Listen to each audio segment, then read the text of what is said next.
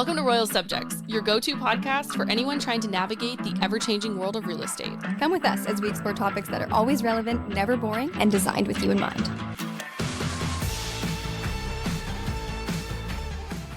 Welcome to Royle Subjects. I'm Danielle. And I'm Sarah. And today we're talking about something that's really appropriate for the season, cottages.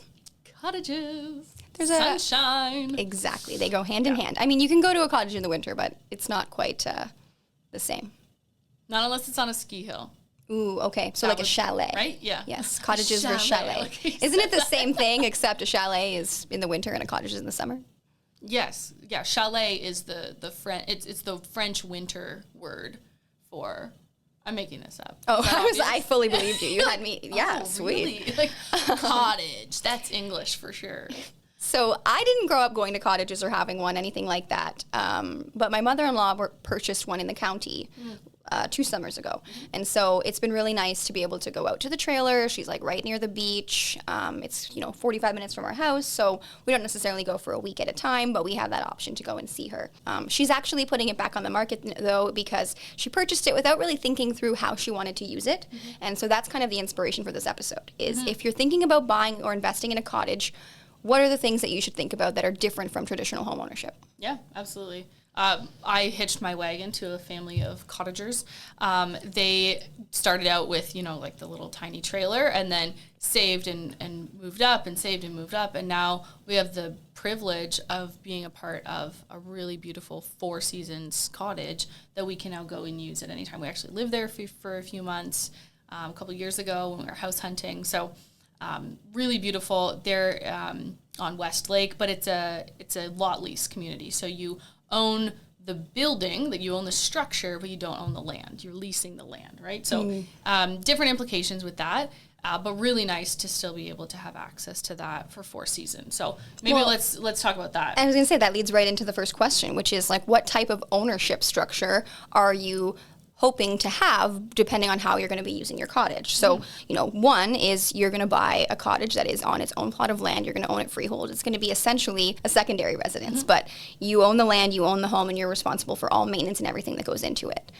Alternatively, you have the option of purchasing a structure that is on leased land. So if you scroll back a couple episodes to where we break down the difference between a freehold property and a condominium property, kind of has some parallels between what condominium ownership looks like. So in our case, there is a playground structure, there's a cafeteria, so there's different things that you get access to because you're paying those lot lease fees, but also some different implications because there are certain things that you can and cannot do, similarly to what you would see in a condominium townhouse structure. Mm-hmm, exactly. You pay fees monthly or seasonally sometimes, depending on the park, to have access to their amenities. There's also rules and guidelines you have to follow. I'll just use ours for an example. We can't just put up a fence, on either side of our property straight down to the water. There's a green belt. People are allowed to, walk and drive freely. So, you can put a few hedges, but you can't put... But there's limitations as to what you can do. Yeah. Another example is, my mother-in-law, she purchased one in the Cherry Valley area, and great park, has 2 pools, it's got a rock beach, it's 10 minutes from sandbanks. However, for the amount of time that she uses it, which is about 3 to 4 weeks throughout the summer months, it's just vacant, and there's no program within the park or rules that allow her to rent it out to make any income from it. Now, initially, she didn't think that was a big deal. That is one of the reasons that she's changing her mind now, is because if I'm not using it and I could be making some sort of income, then why would I not do that? And so making a change, going to put this one on the market and look for one that allows that. That's another thing you might want to consider. Are you wanting something that is solely going to be for your use? Or are you wanting something that maybe you can make a bit of return on your investment? Change in our area recently, the short-term accommodation license. So you need that in order to be able to rent out your property on something like Airbnb. So keeping that in mind when you're purchasing a property, and there are a few in the county right now that are for sale that come with that license. So you can purchase that property, you can live there, you can also rent it out, but you have to have that license in place because they're not issuing any more of them right now. In the county specifically. Yeah. If you're looking in the Madoc or Tweed areas for cottages, it's a little bit of a different situation. But make sure you look into that, because if you need to get a license and there's certain requirements and prices involved in that, then that's something you're going to want to know. Alternatively, if you're purchasing in a park where you have like a land lease situation, you don't own the land, a lot of them have rules where either you can't rent it out at all, or they have their own rental programs in place where you pay a certain percentage of the price that's paid by these renters goes towards the park, which is in turn for them, allowing access, doing tenant turnover. Sometimes there's cleaning involved. It really depends, similar to what we said about condos.